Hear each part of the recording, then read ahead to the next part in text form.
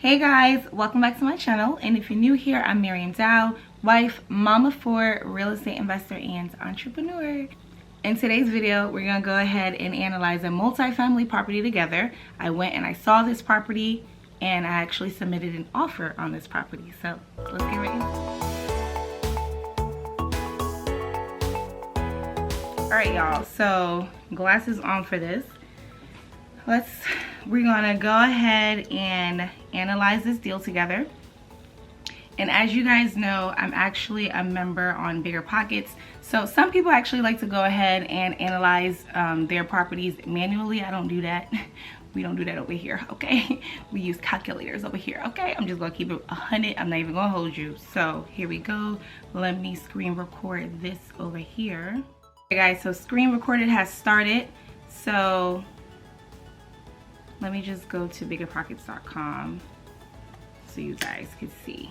This is what it looks like when you come on the website. Obviously, I'm already logged in. I am a pro member, so I get access to these tools for free. This video is not being sponsored by any of the websites that I'm using. I'm just sharing the tools that I use with you guys. And there's a ton of different free rental property calculators out there. So you could definitely, Google it and see what works for you. I believe even if you're not a pro member, you have access to these calculators, but I think there's like a minimum amount of calculators. Like you use it only a few times, like before it'll kick you out from using it. But yeah, you come to tools here. And now rental property, fix and flip, we don't do those over here. BRRRR and rehab estimator. Now I actually just did the BRRRR one, which is basically you buy a property, you rent it, you refinance it, and then you repeat it. So I know I actually discussed this with one of my videos, but I know most of you are probably just going to use it as a rental property. Now this Airbnb tool right here, basically you just enter in the address of the property, 841 Norway, Hamilton Township, New Jersey. Click that and it's going to calculate the income. So this is a multifamily. One unit has 2 bedrooms, 1 bath. The second unit has 1 bedroom, 1 bath. So we're just going to go with the 2 bedroom, 1 bath for now. And in a 2 bedroom, 1 bath, I could host about 6 guests because each bed is 2 people each. And then in the living room, I'll either have a what is those kind of sofas? A sleeper sofa, or I'll just have my rollaway bed. So we're gonna put 6 guests there, calculate the income, get the full report. So this is the full report. It kicks you and brings you into, I don't know why this is acting like this, cause what are you doing, bruh? Yeah, so it's logging me in here. So this is the full report on airdna.com. This is another website that I use wholeheartedly to do my research on my properties. So it tells you that you could potentially make $36,000. Your average daily rate would be $161. Your occupancy rate would be 62. And that's really, really good. Now this is, I don't know how to break this up to show that it's a multifamily in AirDNA. So this is just giving you the income on the 1 unit, which is a 2 bedroom, 1 bath. This is not even giving you the income on the unit that's a 1 bedroom. So we know $36,000 for the 2 bedrooms. So let's see how much we can get for the 1 bedroom. I'm thinking, 4 people, 2 people in the living room, 2 people in the bedroom, and then you could have a pull-out sofa in the living room. Maximum would be 4 people. So let's update that. 1 bedroom, 1 bath, 24K. So it's giving you 58% occupancy. And it's basically collecting the data for all the properties in the area that are also 1 bedrooms, 1 bath, and that accommodates 4 people, and tell you. And this is a comparison of the properties right here. On the bottom, you see all these properties, 1 bed, 1 bath. It actually tells you what these hosts are making. So it tells you this host is making 14K, whatever, keep it, whatever. And as you can see off the jump, these properties, they all use like their phones or something. This one right here looks pretty bright, but the rest of them, they're all really, really dark. And the very first thing that a guest sees when they come to your Airbnb is the pictures. So these cover photos, I'm not even gonna hold you, are trash. If you are gonna be listing a property on Airbnb, please invest that. My property pictures cost me less than $200, or maybe it was right around the 200 mark, but you make that back right away. I made that back within the first week of listing my property because people see that. And so yeah, we're not gonna go up into much of that. We're gonna go ahead and analyze this property. So I just wanted you guys to see that AirDNA. So let's come back to the calculators. So we're gonna do rental property calculator. So here we're gonna go start a new report. I actually just did this report, but I'm gonna do it new with you guys. So the address to the property is 841 Norway Avenue. It's actually in Hamilton Township, but the address is Trenton, New Jersey, although it's like in a whole different county. So that's weird. But let's go over here. And before we go to the purchase price, I want you to actually see the property. So long story short, this property is currently under contract.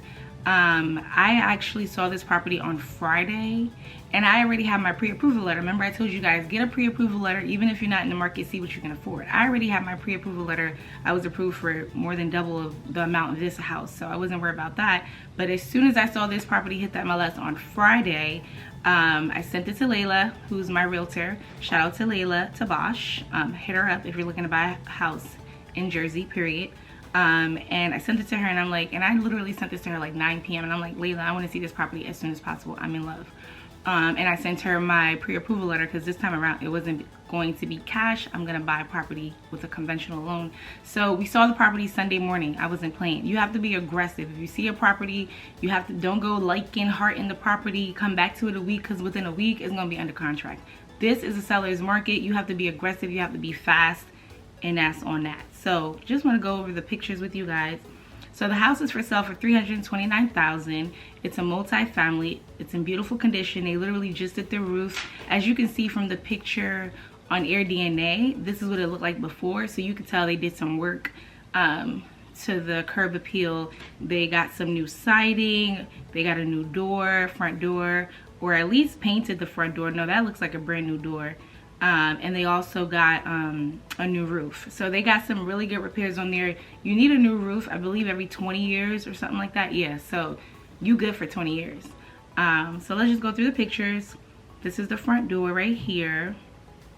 This is the first unit. So the unit that's in the front door is a 1-bedroom. You walk up the steps and that's upstairs. So this is the living room. It's pretty tiny. What I loved about this home is it really didn't need much work, whereas my first property, like, I literally went in there and I did so much work. So when I saw that this really didn't need much work, like even to the point of the paint, like the paint looks pretty fresh.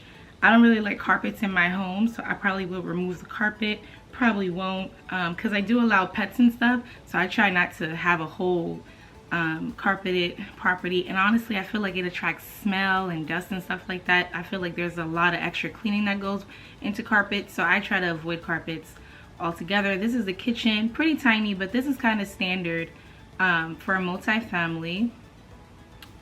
And this unit was 1-bedroom, so this is the 1-bedroom. And what I also liked about this property, look at the bathroom. Like, I didn't have to do anything with that bathroom. Whereas my other bathroom, I had to literally gut it to the studs and put a new tub in there. You know, I didn't have to do none of that with this, which was really why the mindset I had when I bought my first property, I was on furlough, I was home, I had time.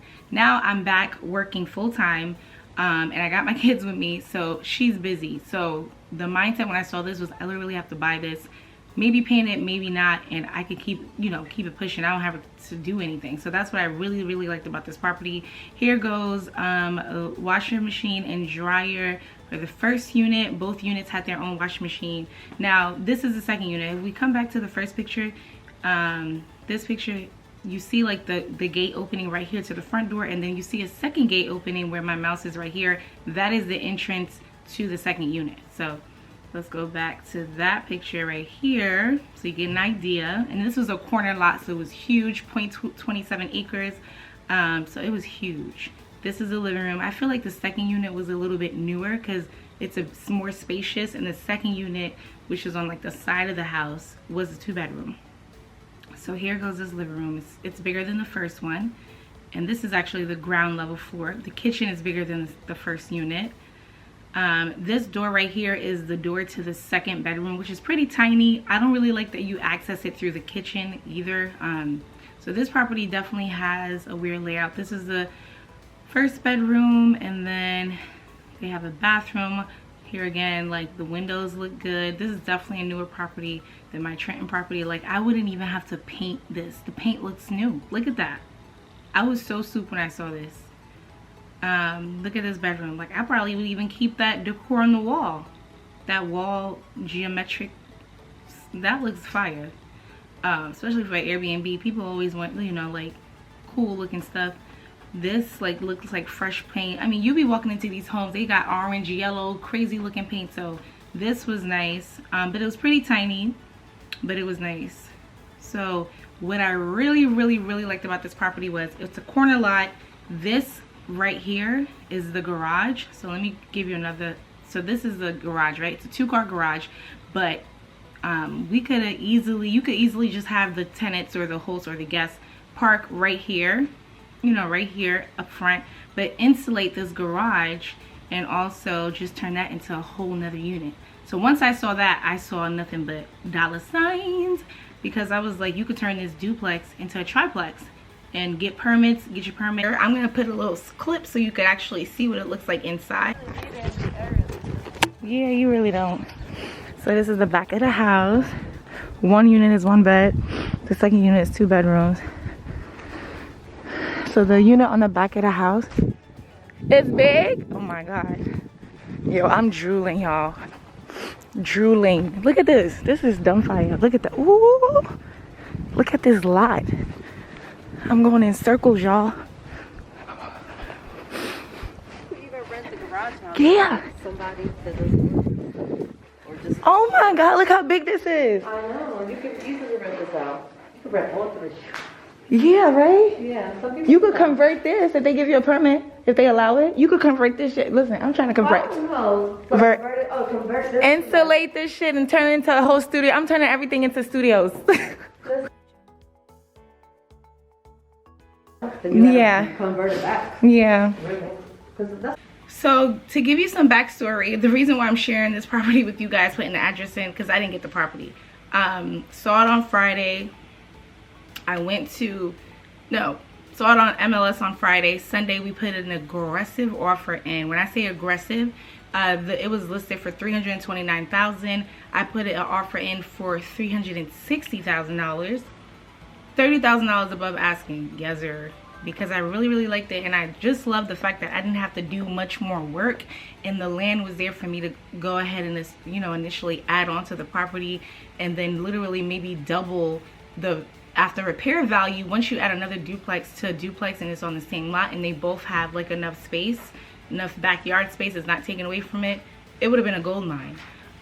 Maybe you could turn, you know, this duplex into Airbnb and make the other duplex like a long-term rental, but I just had so many, like, I saw so many different possibilities for the property, and this is considered the suburbs of I guess Trenton or Hamilton Township. It's a little confusing because it's Hamilton Township. It's considered the suburbs, so it's not really Trenton, but the address says Trenton. But when you put in Trenton, it doesn't come up. You literally have to put in Hamilton Township. So anyway, so let's say we're gonna put the actual purchase price so you guys get an understanding.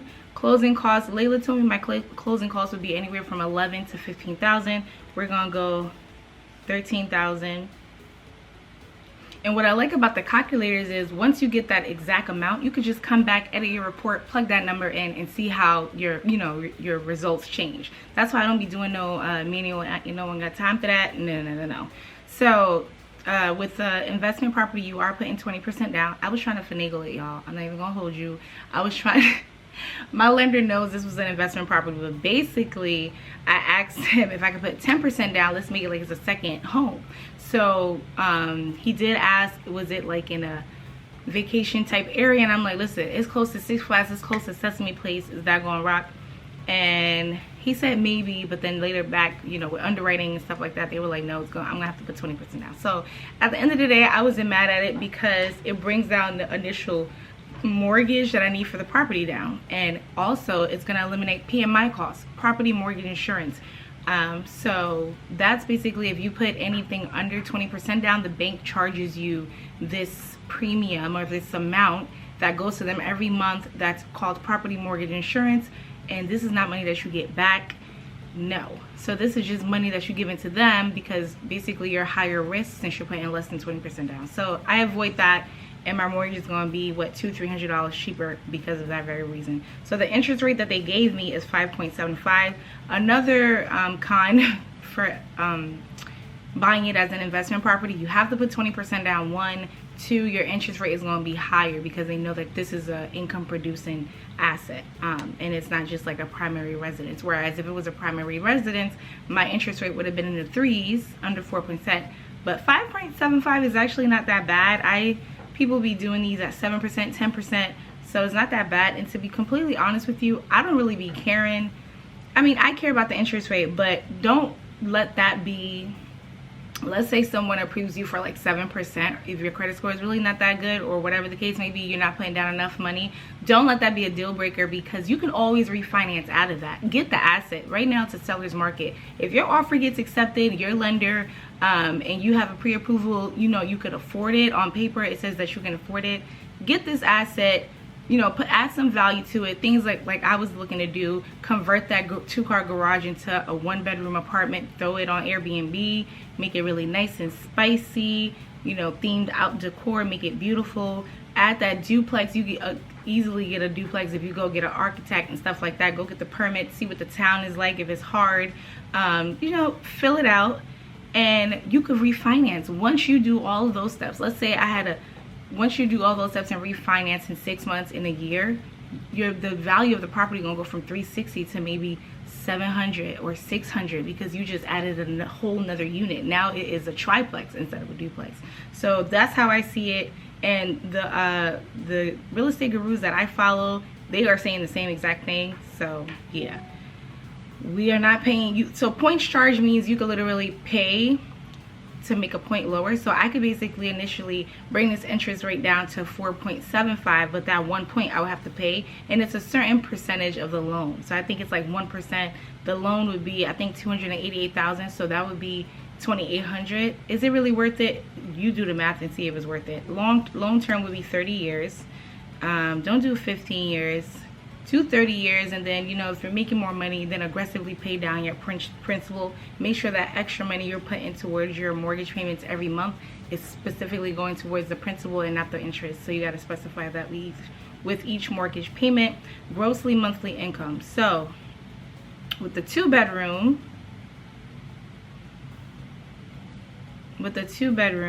the way I'm calculating it is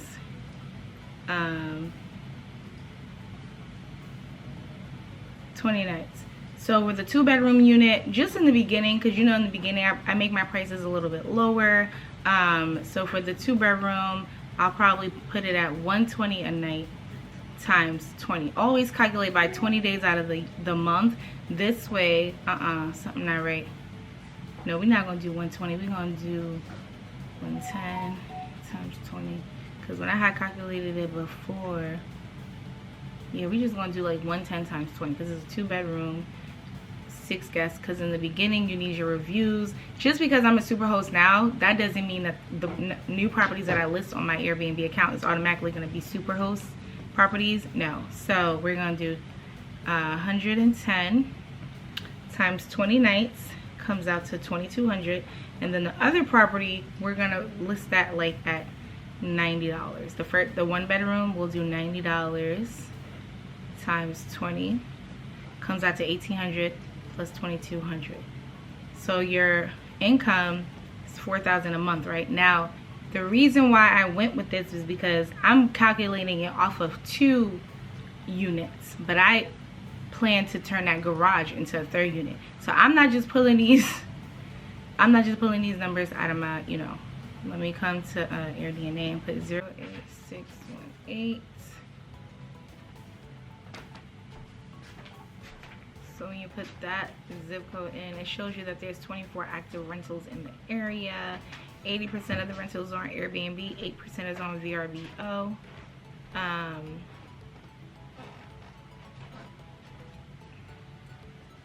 Alright, y'all. So $4,000 a month. And the reason why I did that is because when I first listed my property on Airbnb, I listed it at like around $150 a night. I think the lowest I went was like 140 a night. So with the 2-bedroom, and that's a 3-bedroom. So with the 2-bedroom, 120 a night. We did 110 a night just to be conservative, and we did 90 a night with the 1-bedroom to be conservative. But we can make more than that. But we're gonna be conservative.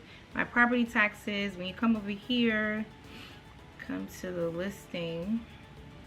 Property taxes are estimated $5,774. The house was built in 1950, so it's a little bit older, but it is in really good condition. So $5,774 is just an estimate, 5774, and that's why I say I like the calculators again, because once I get the actual property taxes, when I go for closing day and I get the property taxes, they send me the bill for the year 2022, because we're still in the first quarter, so I will have to pay the remaining 3 quarters of the year. Then I can just come back in and plug this in, and it's probably gonna be like $50 more, $100 more. That's how it usually goes up every year. Not 100 is stretching it. Insurance, right now I'm paying $145 a month with my other property, so I'm gonna put this at $200 a month, and I'm guessing, and like I said, I can come back and plug those in. Repairs and maintenance, depending on the age of the home, you can go higher or lower. I'm doing 5% of the rent. Now the house is a little bit older because it was built in 1950, so maybe let's do, but it does have a new roof, new siding. I don't know how old the plumbing and stuff is, but yeah, let's do 5%, which is $200 out of the monthly income. So vacancy, you could do 5% for vacancy, and they actually, if you hover over here, it actually tells you typical vacancy rates are between 3 to 10%, and no, we're doing 3% for vacancy. I usually like to go with the lower. That's what I did with my other property, and it's working out well. So I'm just letting y'all know, if you guys want to be, you know, extra cautious, then you could add up to that. For capex, capex is usually for short for capital expenditures. Capex is saving for your big ticketed items such as a new roof. You need a new roof every 20 years. You need new plumbing every 40 years. You need new windows every 30 years. New appliances every 10 years. So just capex. So capex is just saving up for those items. So actually save it. You heard. And we're gonna do that at, what is it recommend? 5%, right? Yeah, we're gonna do that at 5%. And the reason why I like the bigger pockets too, because like I had no idea what all this stuff is, but once you hover it over here, it tells you management fees. This is if you want to have like a property manager. For now, 0. I'm doing it myself. My electricity bill for my Trenton property is around 200. So since this is 2 units, I'm gonna do 400. Although this is a 2-bedroom and a 1-bedroom is not as big as that, but we just gonna put 400. Gas and water, my bill over there I think is around $30 a month, so we're gonna do 60 a month for these 2 properties. No HOA fees, no garbage fees, no other finish analysis, and let's see what we come up with. All right, so dun, dun, dun, dun. That's crazy.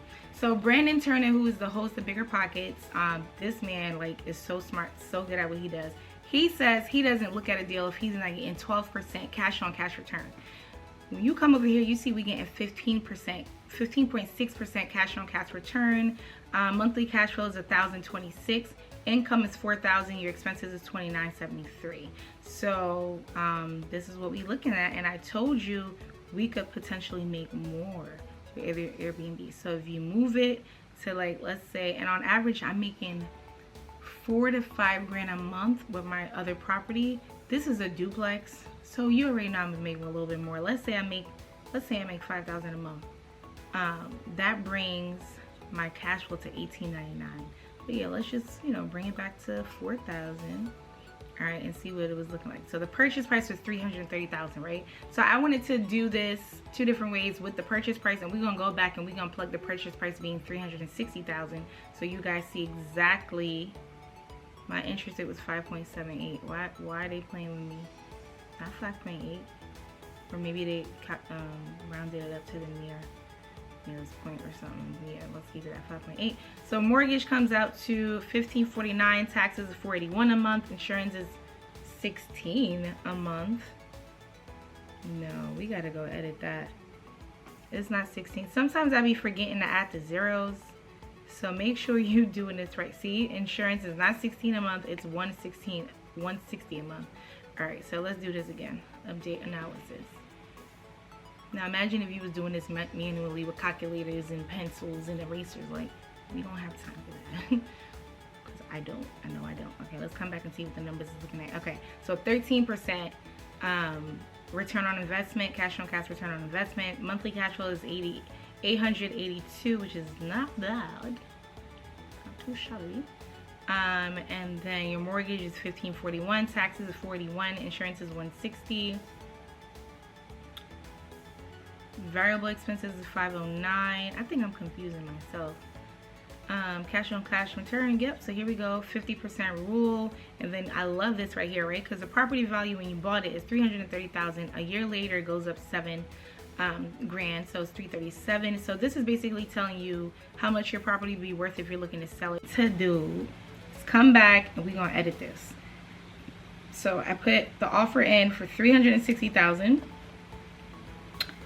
Okay, and then remember y'all, I plan on adding that garage unit. I was gonna turn it to a 1-bedroom, maybe a game room, something fire. So where's my calculator at? So that was gonna be a 1-bedroom, right? But it was gonna be a little bit nicer than the 1-bedroom that they have. So that 1-bedroom we have now, we're making $1,800 because I got it at $90 times 20 days, $1,800.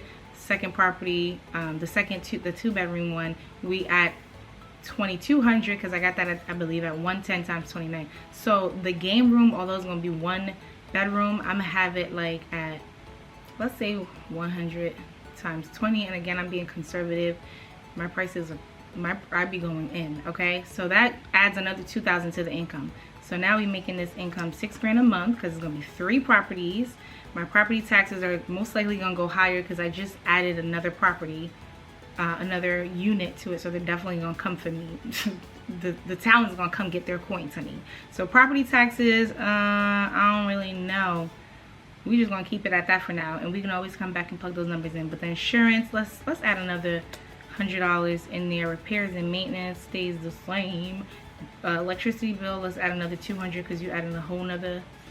Miss, I said add another 200, not subtract. Miss, what's wrong with you? At this point, I might add a property manager, but I think I'll add a co-host because if I'm adding 3 units to my current unit, it's going to be 4 units. I think at that point, I'm definitely going to need some assistance.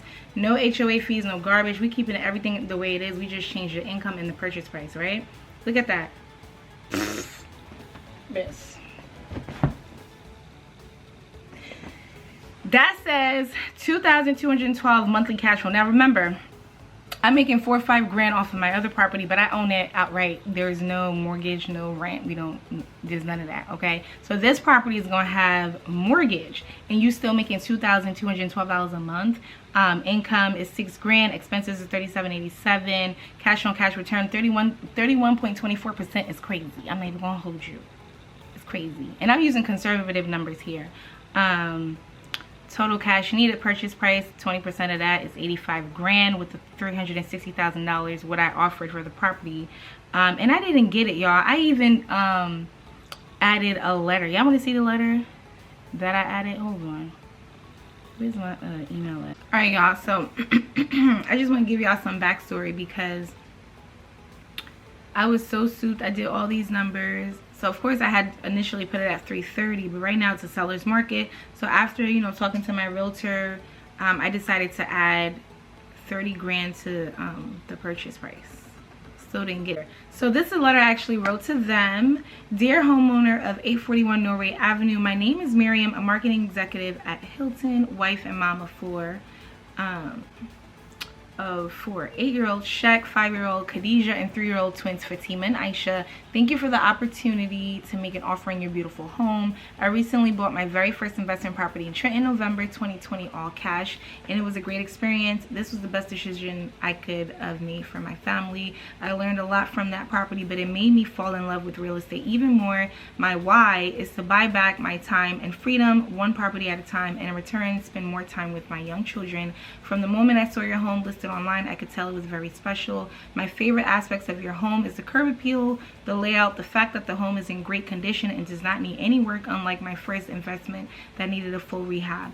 The home has been well maintained, that is obvious. I love that it's a corner lot with plenty of backyard space. I took a drive around the neighborhood and it only made me want the home even more, as it is in just a great location. I have been looking for a good home around the neighborhood for a few weeks now, with no luck until I came across your property. As a multi-family, it would be great for us to stay when visiting Sesame Place and Six Flags with our children. Cap, I'm coming back home.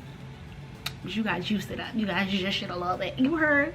This is my reason of submitting what I believe to be a very strong offer. I would be honored if you accept my offer to become the new owner of your home, as I will also take great care and pride of its ownership.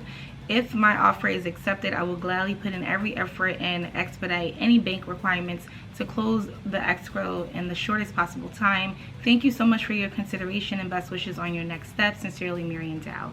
I know English was one of my favorite subjects. I love to write. I know.